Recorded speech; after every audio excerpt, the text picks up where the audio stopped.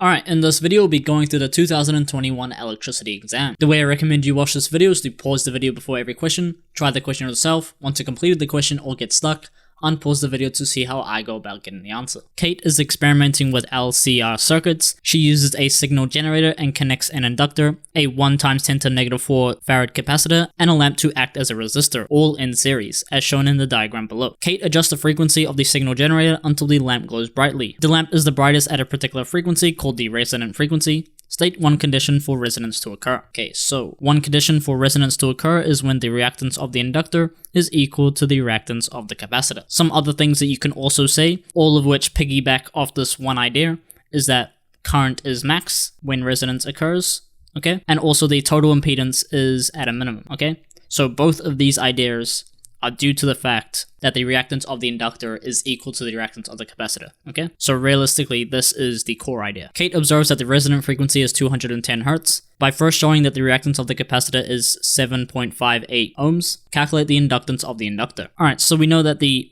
reactance of the capacitor is equal to 1 all over omega c, okay? Where our omega is equal to 2 pi f, okay? We're given the frequency, and so our omega is equal to 2 pi times 210, and so omega is equal to 420 pi radians per second. Now, as for our capacitance, we are given our capacitance all the way up here, 1 × 10⁻⁴, and so we can simply plug in our numbers, 1 all over 420 pi multiplied by 1 × 10⁻⁴, and this gives a reactance of 7.5788 ohms, alright? And as you can see, that's the value that they told us to find, okay?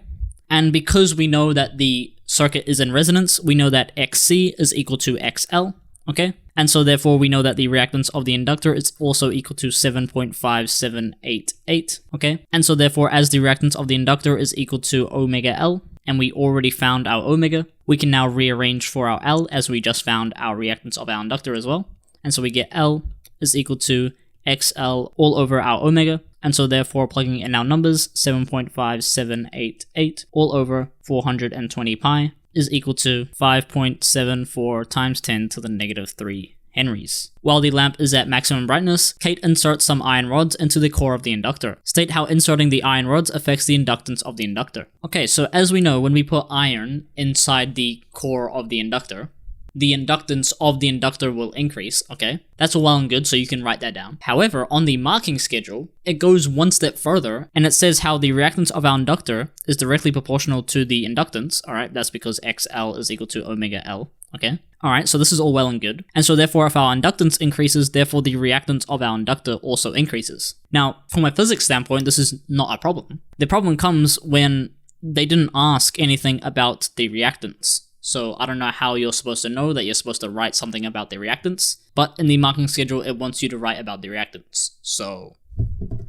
that's just NCEA being NCEA, I guess. And so the second part of this question is explain how the change in the inductance will affect the brightness of the lamp. Okay, so in the second part, this is where I would have written about the reactance of the inductor increasing. Okay, maybe that's what they wanted you to do, but in the marking schedule, they put that under the first point. So I'm not quite sure. But if I was doing this exam, I would have done it in this section, so that's what I'm going to do. So we would say an increase in the inductance will cause an increase in the reactance of the inductor because the reactance of the inductor is directly proportional to the inductance of the inductor. Okay. And because the reactance of the capacitor remains the same, as the capacitance has not changed, and obviously our angular frequency has not changed also. Therefore, as the reactance of our inductor has increased and the reactance of our capacitor has remained the same, therefore the circuit is no longer at resonance, and this therefore means obviously XL is no longer equal to XC. And so therefore, the total impedance of the circuit will increase, okay? And therefore, as V is equal to IZ, as the voltage of the circuit has remained the same, but the total impedance has increased, therefore the current will decrease. Okay, and so therefore as P is equal to I squared R, as the current through the lamp has decreased, therefore the power will decrease, and so therefore the lamp will glow less bright. And so you can write that in. With the iron rods inserted in the solenoid, there is a 17-degree phase difference between the supply voltage of 12 volts RMS at 110 Hz and the circuit current. Kate connects a voltmeter across the ideal inductor and capacitor as shown in the diagram below. Determine the RMS voltage Kate's voltmeter would show. State whether the supply voltage leads or lags the circuit current. Alright, so as we saw in the previous question, when we added the iron rods, Therefore, this caused the reactance of the inductor to increase, and so therefore, the voltage of the inductor will be greater than the voltage of the capacitor, okay? So this will be greater. And so I'm going to draw this phasor diagram somewhere else so I have more space. So we're going to have the voltage of across our resistor coming over here, okay? And the voltage of our inductor coming over here, and the voltage of our capacitor being smaller than the voltage of our inductor, okay? And so therefore, our supply voltage is going to be as so. Okay, so this is our Vs, and this is obviously going to be 17 degrees. And so therefore, this voltage across our capacitor and our inductor is going to be this vector line right here, okay? And so therefore, we can draw a vector triangle off of that. So we have our VR coming over here. We have our Vs, which is equal to 12 volts RMS, okay? And then we have the reading of our voltmeter coming up over here, okay? Let me just connect those up. There we go. And so this is also 17 degrees. And so therefore we have the opposite and the hypotenuse, okay? And so therefore 12 sine 17 is going to equal to the reading of our voltmeter, and this is equal to 3.51 volts.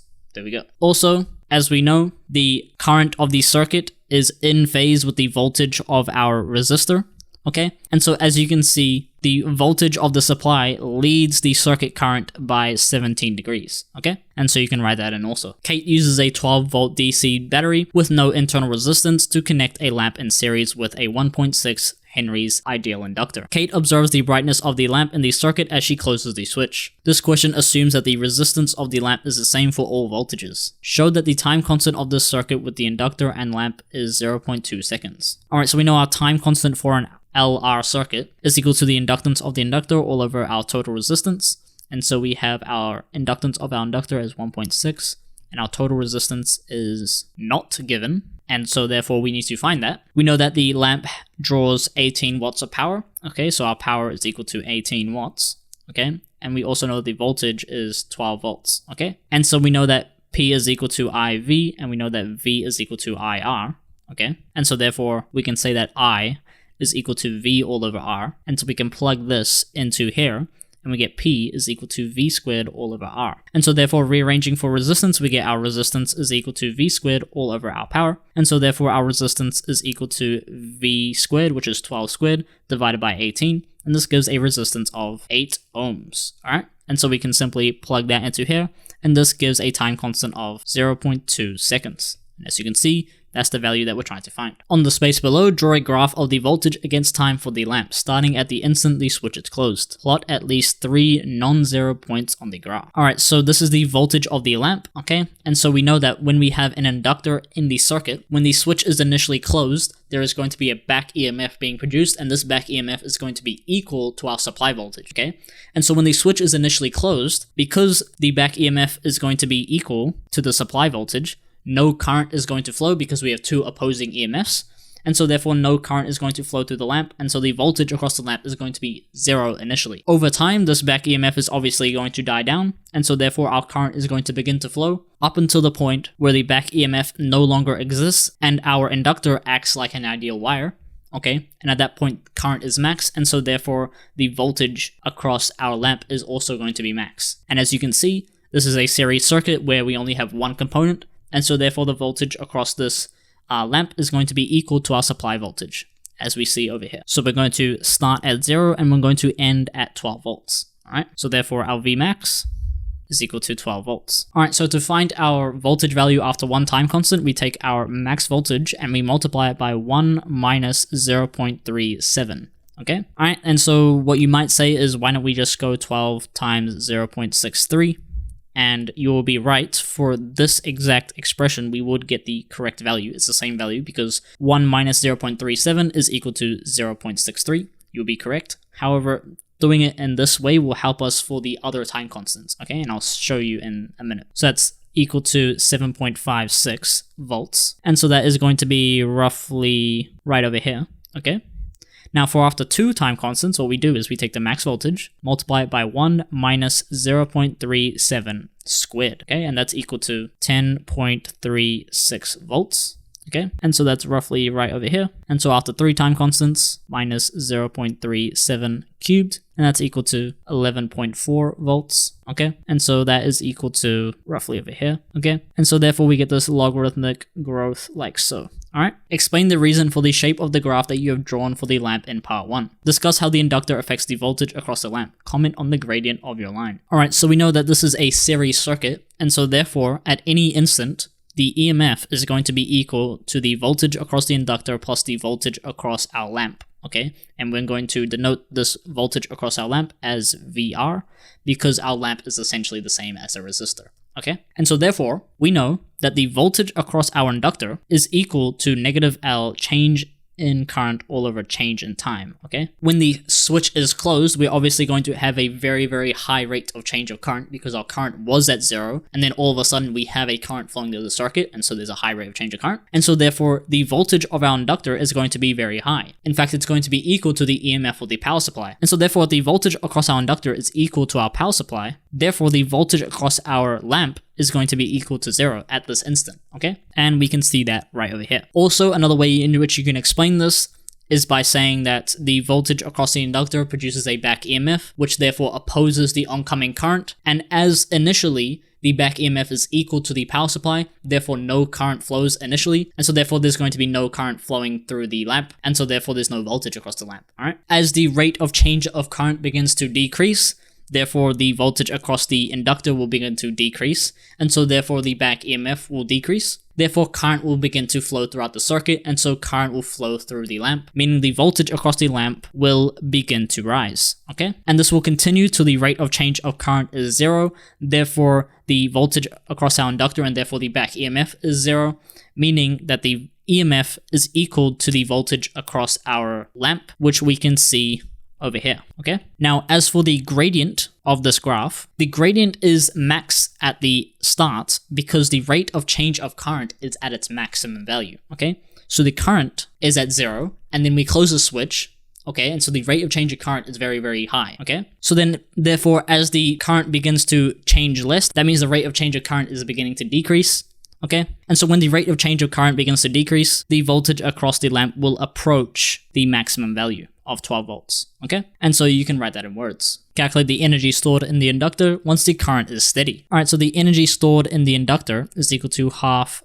Li squared, okay? We are not given the current of this circuit. We are given our inductance, however. But what we are given is the power, which is 18 watts of the lamp, and the voltage across the lamp once the current is steady, okay? And so therefore, because P is equal to IV, we know I is equal to P all over V, okay? So our I is equal to 18 divided by 12, which gives a current of 1.5 amps, all right?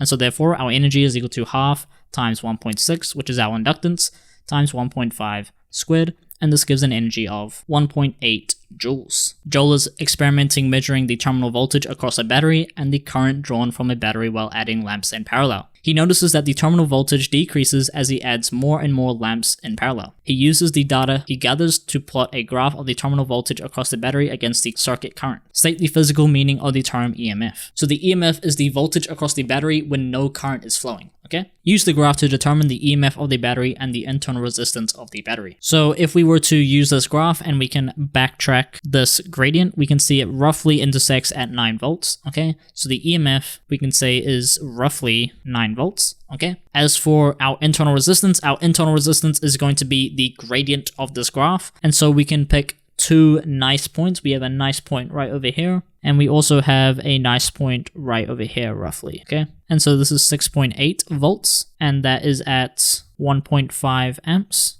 okay? And this is at 4.5 amps at 2 volts, okay? And so therefore, to find this gradient, we obviously do our rise over run. Our rise is from 6.8 minus 2 all over our run, which is 1.5 minus 4.5, and so this gives a gradient of negative 1.6, okay?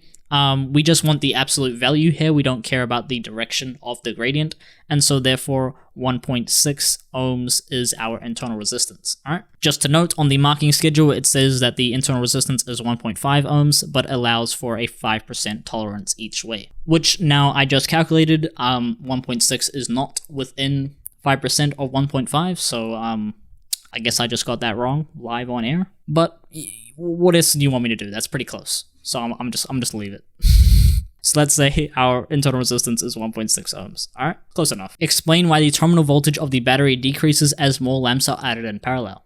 Alright, so we know that as we add more lamps in parallel, our total resistance is going to decrease, okay, because there's more pathways for current to flow, okay? And so therefore, as we add more lamps in parallel, our total resistance will decrease, and so therefore as V is equal to IR, as our resistance has decreased, therefore our current will increase, okay? And so therefore, as there's more current flowing through the battery, okay, as V is equal to IR, where this little r is our internal resistance, assuming our internal resistance remains constant, if there's more current flowing through the battery, that means that the voltage drop due to our internal resistance is going to increase, okay? And so therefore we're going to have more lost volts, okay? So more lost volts, meaning that there is more voltage being taken off our EMF, and so therefore our terminal voltage is going to decrease, because remember, our terminal voltage is equal to our EMF minus our lost volts. And remember, our lost volts is the voltage drop due to our internal resistance, okay? And so therefore, because we have more lost volts, therefore our terminal voltage will decrease. Joel repeats this experiment using a different battery, but it becomes flat before he is finished. He recharges it using the circuit below. Using the information in the circuit above, calculate the current in each of the 3 branches using Kirchhoff's law or any other method. Begin your answer by writing the current equation for I1, I2, and I3. Alright, so Kirchhoff's current law. The algebraic sum of all currents leaving a node, okay, so this is a node right here, is equal to 0. And so as we can see, I1 plus I2 minus I3, because remember, a current entering a node is equal to the negative of a current leaving a node, okay? And so we minus I3, and that's all equal to 0, and so we can say that I1 plus I2 is equal to I3, okay? And so now we can use Kirchhoff's voltage law, we can use this loop right here, and also this outer loop right here, okay? So let's start off with this loop. If we go from over here, we have a 6 volt rise, okay? So we start off with 6 volts. And then as we come over here, we have a voltage drop over here, and that voltage drop is going to be equal to I2 multiplied by its resistance, which is 2.9, okay? So we minus 2.9 I2, okay? And then we'll have another voltage drop over here, and this is going to be equal to negative I1, because remember we defined I1 coming this way, but we are coming through this way, okay? So we have negative I1 multiplied by the resistance, which is 3.5, okay? So we minus negative 3.5 I1, okay? And that's obviously equal to positive 3.5 I1, and that's all equal to 0. Next, we can do the outer loop, okay? So we start off with a 6 volt rise, just like before. Then we come over here, and we have an 8.5 volt drop, okay? Because these two EMFs are opposing each other. And so we minus 8.5. And then we once again come over here, and we plus 3.5 I1 once more, because that is the exact scenario that we had before, okay? And that is all equal to 0. So now we can solve this and just get our value for I1, and then we can plug that value of I1 into this equation and get the value of I2, and then we can get the value of I3. So therefore, 6 minus 8.5 is negative 2.5 plus 3.5 I1, and so therefore 3.5 I1 is equal to 2.5, and so I1 is equal to 2.5 all over 3.5, and that equal to 0.714 amps. And so now plugging this into here,